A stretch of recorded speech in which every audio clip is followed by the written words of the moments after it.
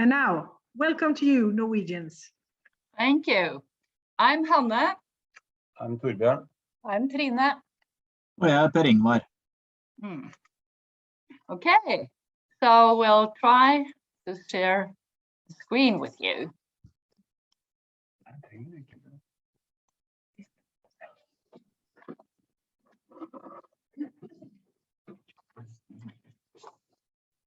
Okay, this is the story of Storied wandering. Can you all hear me well, Eva-Lena? Is everything okay now? It's perfect. Fine. So we hope that you are ready for this session with the story of an ongoing storyline in Klokkegården kindergarten in Norway. So let's open our storybook. Once upon a time, some 10 years ago, in Norway, there was a researching partnership of kindergarten and university, heading for the vital force of eco-literacy. As they walked their talk in the magical web of nature, humans and cultures, they decided to explore the playfulness of storyline as a natural next step towards a ecopedagogical Shangri-La, or Soria Moria, as we say in Norway. And for every playful step into the mystery of storyland, the human co-creators of children, staff, leaders, and researchers carefully listen to the voices of nature to carry the long line of messages from Mother Earth through the language of play in their pedagogical culture. And today, we, the four presenters, invite you to join us in our storied wandering. So let's follow Per Ingvar into the magical forest of fairy tale and wonder. So in the project, we have been speaking of the magic learning of storied wandering. Stories emerge as we wander, with wonder, to see more than what we usually see. The magic of story is stored in place. And we've been developing in part of the project 4 Janus concepts that are depicted in the model here on the right. And it's a symbol in Norway actually for an attraction, something that draws your attention. And the one we call magic learning theory is the wandering. The first concept is both something we are walking and at the same time wonder. As we wander, it starts to grow, the learning process. And as we enchant the path, it is to give life to all that we meet and encounter. Enchant is also actually coming from singing, chanting. And to chant is a way of singing life into life. And the telling is actually a part of the storytelling, and the telling that we are doing, but it's also the telling of science, the science of measuring, the science of being counted, and all that we meet counts. And the last is the storying, is both the stories and the storage of these stories connected to place. The magic of the storied wanderings brings to life nature and culture in what we call the ecological self, that is extending to the human and the more than human world, even in a way that the tree stump come alive.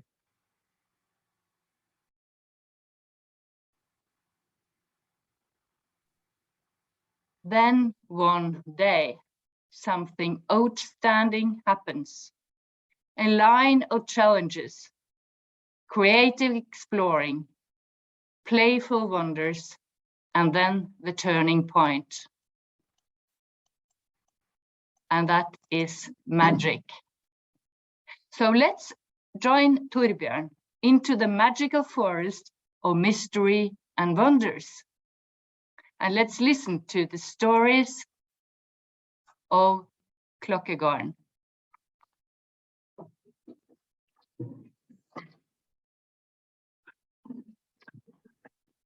Thank you, Hanne. Then I will take you on a journey.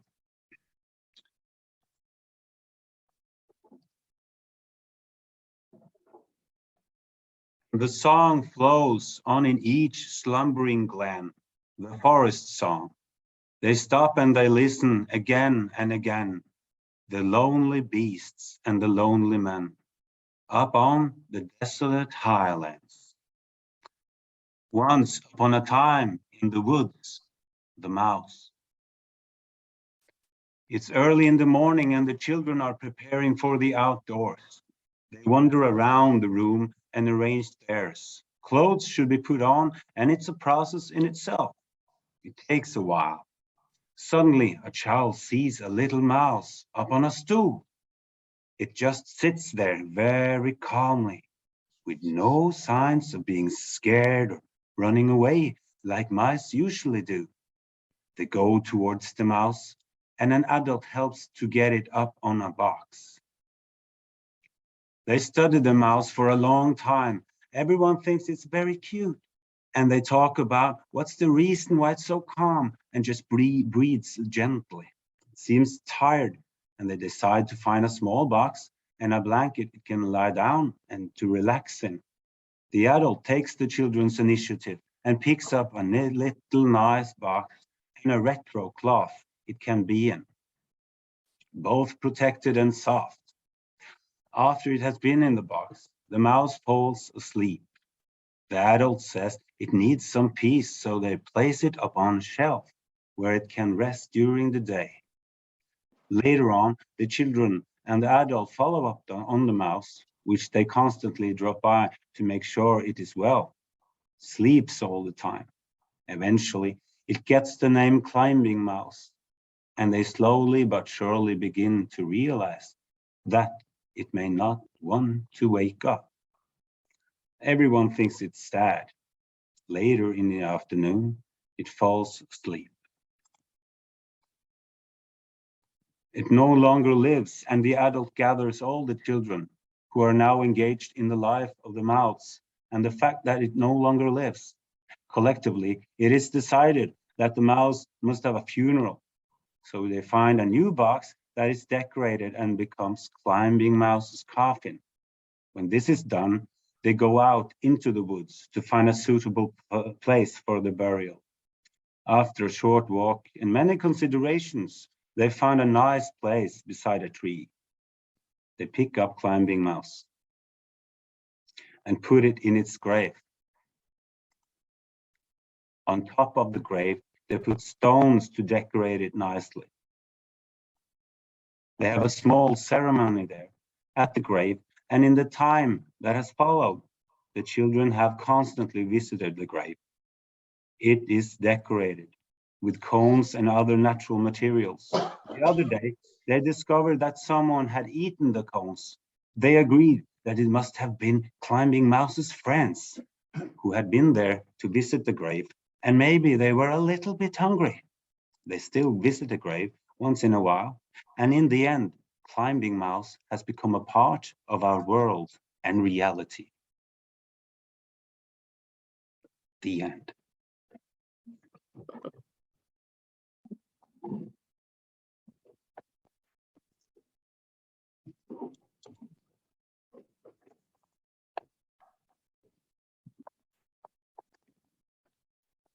One day, 15 years ago, it's all started. Drammen Museum had some old traditional buildings, part of their outdoor museum. They wanted to rent out as a kindergarten. The buildings were located high above the city, in the middle of the forest, yet still very close to the city center. To get there, you either have to drive through a long spiral-shaped tunnel or walk the path up, until you get high above the city. This interested Grete Nordli greatly, who jumped on the opportunity and opened up Klokkegården Kultur- og Naturbarnehage. The kindergarten has grown a lot over the last 15 years. There are today 68 children divided into 5 groups. The staff consists of 20 people, varying in age and gender, all with strong personalities. At Klokkegården, we strive to give the children a good childhood with strong human connection and also a deep connection to nature and culture. With a vision, hope, and goal of creating strong identities and good attitudes that will contribute to a good life and a sustainable development of our home, the Earth. The vital force is the driving force of sustainable development. We call ourselves the Vital Force Kindergarten and connect to 3 topics of Norway's kindergarten framework of 2017: sustainable development, democracy, and life mastery. Sustainable development and ecosophism stand out as an important pillar of the kindergarten's educational platform. The staff are all eco-educators and actively teaching by being conscious of oneself and their surroundings. This kind of consciousness is the most important power we have to achieve our visions and goals on this planet. During the year 2013, we were introduced to Ingvar and Hanne. Their knowledge of ecosophy and ecopedagogy have been inconsequential in developing the philosophy of the day-to-day living in our kindergarten. It's been a journey with a lot of development from the opening of our kindergarten until today. Now recently, specifically in the last years, we have been working with special focus on storylines, actively including the children in the storytelling over time. The stories are written down and also documented with photography, or sometimes the pictures tells a story in themselves with no need of words. The 5 groups have a unique way of handling their storytelling, all using their own talents, observation, and creativity. With this, each group lives in their own magical story, and that is very present in the everyday life in kindergarten. The group with the youngest, the age between 1 and 2, the staff had written a magical story that goes like this. Autumn in the forest have been fantastic. In the tiny cottage, there have moved in a new litter of tiny trolls. Together with the trolls, the oak tree and the black witch was on daily adventures together. They went on walks to their campfire site and visit the gnomes in the hillside. And with the gnomes, there also lived an humongous troll. It almost looked like the troll was watching over the forest and overshadowed the blueberry heather. So before we could visit the gnomes, we always had to ask the troll if it would let us pass. Happily, this was a friendly troll and would let us pass. When we got to the hillside of the gnomes, we would like a candle, listen and wait. The birds sat high in the trees, singing beautifully, hopefully waiting for some food. Happily, we had brought some bird feed. The tiny troll Arthur threw it out over the forest ground and watched the happy birds flying down, enjoying their meal. With the birds happily fed, we walked back to our cottage for our own joyful meal. This was just a small outtake from the beginning of the magical story, and it continues describing the days of the small trolls. Trolls are often a common theme in many of our storylines. Another group also currently have their own adventure with another troll. One day they found mysterious footprints in the snow, and one another they found a troll's beard, both on the same location. Together with the kids, the employees fantasize and slowly and consciously builds up the story through play with the kids. By working with storylines, the staff, together with the children, create an enchanting, magical experience with active use of play, walks, adventures, and being a close presence to the children. By exploring and wandering in nature and by being located where we are, the children feel a coexistence with both nature and culture and feel like a part of the earth. February 2021, we got bought up by Ulna, a chain owning multiple kindergartens. Our values harmonize and we still keep our own local identity. The kindergarten's story continues. All the small and long stories the children and the staff have created together stays a part of our story. We connect to the earth with wonder and magic.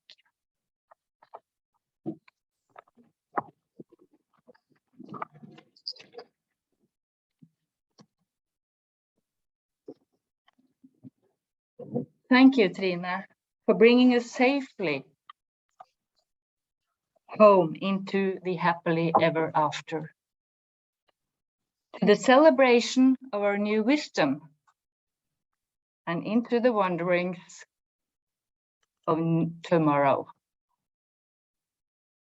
I know that you, Per Ingvar, has something to share from our wandering. I think from an action researcher's perspective, this has been a fantastic project to work on. And what we see is when we're getting into it, it becomes really truly a collaboration between us as researchers and the kindergarten and all the working there. But it's also including all the other creatures that are in this place. This is what creates the magic. The magic is the learning of storied wandering, which also brings the storylines into lifelines, into like life stories of both sustainability, resilience, and creativity. This is what we call the vital kindergarten, på norsk livskraftige barnehage. And the vital driving force, as Trine has been elaborating on, is a force that upholds life. It sustains life. It endures life as a resilient force, and it unfolds life. It is the creativity of life. And this vital kindergarten is seeking in all parts of its works to integrate these threefold of the vital force. Now, that is also the driving force of the magic learning. So the ecopedagogical landscape appears as the magic of learning when we start to open up and see more than what we usually see, and then act accordingly. So that's why our kind of storyline emerges like a never-ending spiral line of life stories, showing us the way to the vital principles of the storyline approach, making us wonder how to make the lifeline of story magic evolve. To us, this is done by highlighting and blending the magical story, the web of didactics, and the rainbow between the key questions. A wonderful way of blending these essentials is by the phenomenon of play, the highway to self-organizing abilities and ecological resilience. The playing ability emerges and evolves in the creative 1 + 1 = 3 as a vital flow between order and chaos.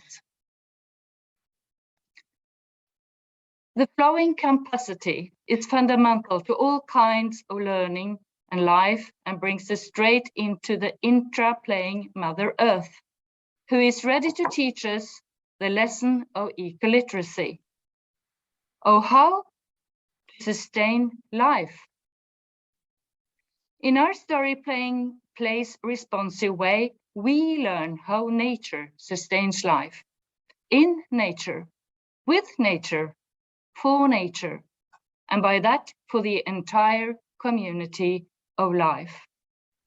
And this is how the Trinity of head, heart, and hand literates the eco-self. With the eco-self in mind, sustaining life and being resilient, we turn the page in our storybook forward, but also backward to the scenery of Soria Moria, Theodor Kittelsen's famous painting from 1900. It's time to close this session, but our story never does. It carries on like an evolutionary spiral into the wonders of spring and into the wonders of future and new adventures. Just like a never-ending story of magical story playing, always towards deep ecological wisdom and dignity. So with a warm thank you for joining our storied wandering, and with the best of wishes for people and planet, we turn our eyes forward towards the next destination, the promising Soria Moria of the Earth Charter. Thank you.